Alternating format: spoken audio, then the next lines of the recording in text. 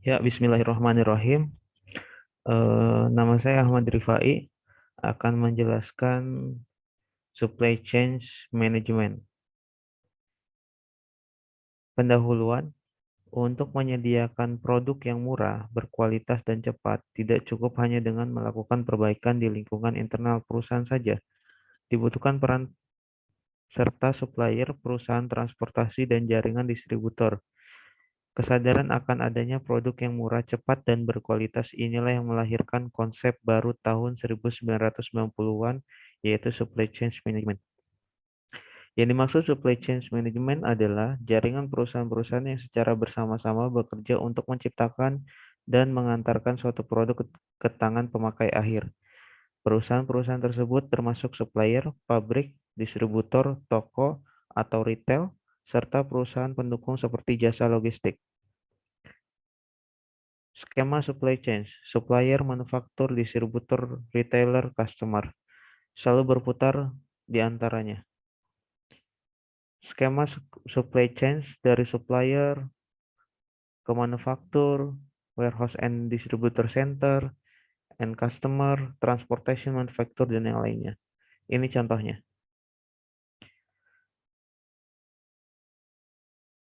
Perubahan paradigma bersaingan bisnis dan single alone competition menjadi network competition.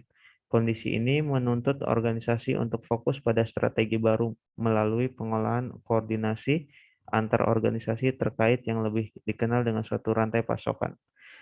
Persaingan yang terjadi sekarang adalah persaingan antara supply chain yang satu dengan supply chain yang lain. Supply chain, ada tiga macam hal yang harus dikelola dalam supply chain, yaitu aliran material, informasi, dan keuangan.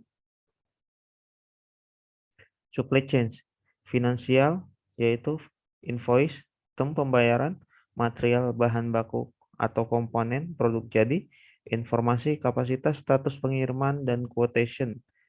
Finansial pembayaran, material return recycle repair, informasi order ramalan RFQ dan RFP. Memaksimalkan keseluruhan nilai supply chain surplus, customer value, supply chain cost. Tujuan supply chain, contoh dari penjualan sebuah router diperoleh pendapatan sebesar 60 US dollar.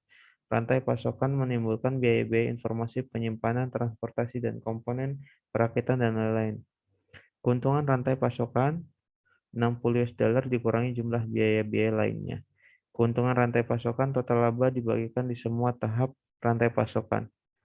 Keberhasilan diukur dari keuntungan rantai pasokan, bukan keuntungan pada tahap individu. Pelanggan merupakan sumber pendapatan. Sumber biaya adalah arus informasi, produk, dan finansial yang terjadi antara tahapan-tahapan rantai pasokan. MRP yang efektif adalah manajemen arus di antara tahap-tahap rantai pasok untuk memaksimalkan jumlah keuntungan supply chain. Masalah pada supply chain, yaitu rantai pasokan bisa sangat panjang karena melibatkan banyak mitra internal dan eksternal yang terletak di tempat yang berbeda. Bahan dan informasi harus mengalir di antara beberapa entitas. Proses transfer ini bisa lambat dan rawan kesalahan, terutama ketika ditangani secara manual. Perusahaan dapat meningkatkan ramalan permintaan mereka dengan menggunakan teknologi informasi. Kurangnya infrastruktur logistik menimbulkan ketidakpastian waktu pengiriman. Masalah kualitas bahan dan komponen dapat berkontribusi untuk kekurangan dalam rantai pasokan. Perubahan EC murni cenderung memiliki lebih banyak masalah rantai pasokan karena mereka tidak memiliki infrastruktur logistik dan terpaksa menggunakan jasa logistik eksternal. Tantangan mengelola supply chain. Tantangan 1, kompleksitas struktur supply chain. Adanya kompleksitas yang melibatkan internal perusahaan maupun eksternal perusahaan. Kompleksitas dalam pembayaran, budaya, dan bahasa.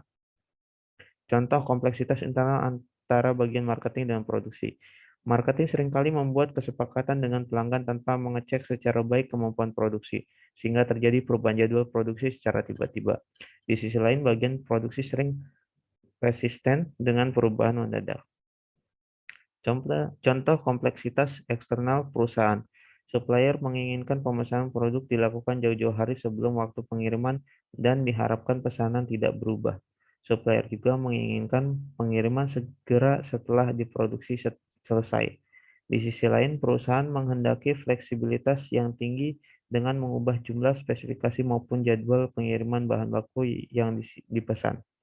Perusahaan juga menginginkan supplier mengirimkan produk dalam waktu yang tepat dengan sistem JIT, kuantitas kecil-kecilan, just in time.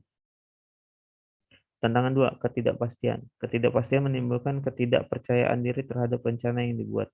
Sebagai akibatnya, perusahaan sering menciptakan pengaman di sepanjang supply chain.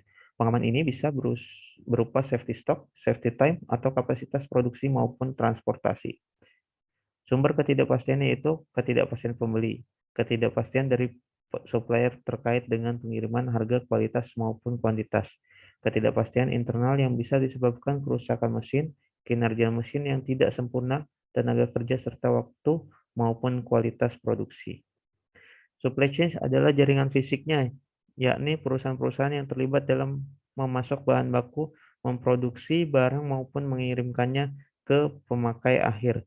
Supply chain adalah metode, alat, atau pendekatan pengelolaannya. Pendekatan yang ditekankan dalam SCM atau Supply Chain Management adalah terintegrasi dengan semangat kolaborasi, yaitu kerjasama yang baik. Supply chain management adalah rangkaian pendekatan yang digunakan untuk mengintegrasikan pemasok, produsen, gudang, dan toko secara efektif agar persediaan barang dapat diproduksi dan didistribusi pada jumlah yang tepat, ke lokasi yang tepat, dan pada waktu yang tepat, sehingga biaya keseluruhan sistem dapat diminimalisir selagi berusaha memuaskan kebutuhan layanan. Selanjutnya, komponen supply chain. Komponen supply chain menurut Turban 2004 terdiri dari 3 komponen utama, yaitu warehouse, transport, retail, wholesale, and refining. Upstream supply chain meliputi aktivitas dari suatu perusahaan manufaktur dengan para penyalurnya dan koneksi mereka kepada para penyalur mereka. Aktivitas utama adalah pengadaan. Komponen supply chain, upstream supply chain, contoh kegiatan upstream untuk pabrik perakitan sebagai fokus dari rantai pasokan adalah pemasok bahan baku yang merupakan bahan tidak diproses, misal logam seperti aluminium dan tembaga. Fokus kegiatan, menambang bahan yang diminta secepat dan seefisien mungkin, mengangkut atau mengirimkan ke pabrik. Internal supply chain meliputi semua proses in-house yang digunakan dalam mentransformasikan masukan dari para penyalur ke dalam keluaran organisasi itu. Aktivitas utama adalah manajemen produksi, fabrikasi, dan pengendalian persediaan. Downstream supply chain meliputi semua aktivitas yang melibatkan pengiriman produk kepada pelanggan akhir. Aktivitas diarahkan pada distribusi, transportasi, pergudangan, dan after sale service. Apabila mengacu pada sebuah perusahaan manufaktur, kegiatan-kegiatan utama yang masuk dalam klasifikasi supply chain management adalah merancang produk baru, product development, mendapatkan bahan baku, procurement, merencanakan produksi dan persediaan, planning and control, melakukan produksi, production, melakukan pengiriman, distribution. Area cakupan supply chain. Bagian pengembangan produk. Cakupan kegiatannya adalah melakukan riset pasar, merancang produk baru, melibatkan supplier dalam perancangan produk baru. Pengadaan, memilih supplier, mengevaluasi kinerja supplier, melakukan pembelian bahan baku dan komponen, memonitor supplier risk, membina dan memelihara hubungan dengan supplier. Perencanaan dan pengendalian, demand planning, peramalan permintaan, perencanaan kapasitas, dan perencanaan produksi dan persediaan. Produksi, eksekusi produksi, pengendalian kualitas. Distribusi, perencanaan jaringan distribusi, penjadwalan pengiriman, mencari dan melihara hubungan dengan perusahaan jasa pengiriman, memonitor hal-hal yang baik. Selanjutnya, importance of supply chain decision. Manajemen rantai pasokan yang efektif menjadikan supplier sebagai partner dalam strategi perusahaan untuk memuaskan pasar sasaran.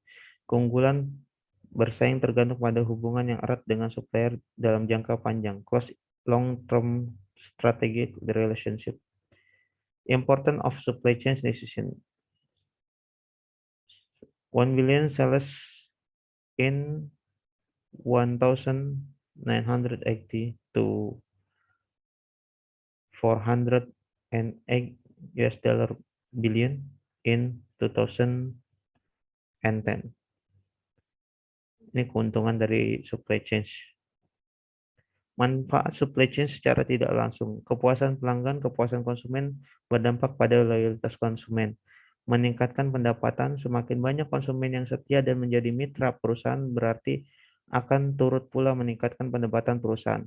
Menurunkan biaya, mengintegrasikan aliran produk dari perusahaan kepada konsumen akhir berarti pula mengurangi biaya-biaya pada jalur distribusi. Manfaat supply chain secara tidak langsung selanjutnya, pemanfaatan aset semakin tinggi, karyawan semakin terlatih dan terampil dari segi pengetahuan skill sehingga mampu memberdayakan penggunaan teknologi tinggi dengan baik. Peningkatkan laba. Semakin meningkatnya jumlah konsumen yang setia akan meningkatkan laba perusahaan. Perusahaan semakin besar, perusahaan yang mendapatkan keuntungan dari proses distribusi produk lambat laun akan menjadi besar dan tumbuh lebih kuat. Selanjutnya, supply chain secara fisik dapat mengkonversi bahan baku menjadi produk jadi dan mengantarkannya kepada konsumen akhir. Supply chain berfungsi juga sebagai mediasi pasar, yaitu memastikan apa yang dipasok sesuai dengan aspirasi pelanggan.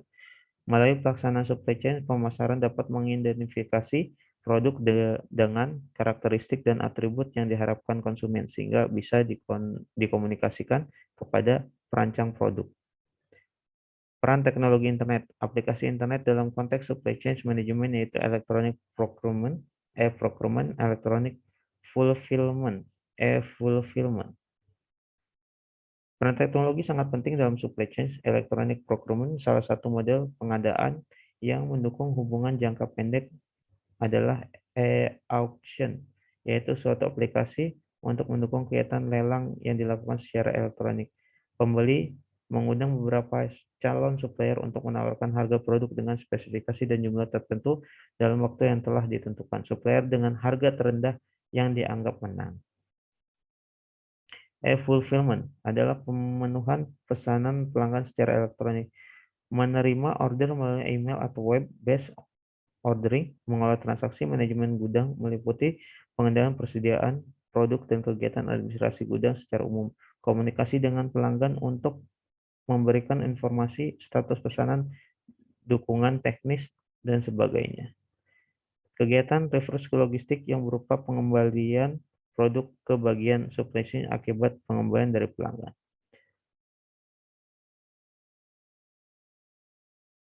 Terima kasih. Hanya ini yang bisa saya sampaikan. Kurang lebihnya saya minta maaf. Wabillahi taufiq wal hidayah. Wassalamualaikum warahmatullahi wabarakatuh.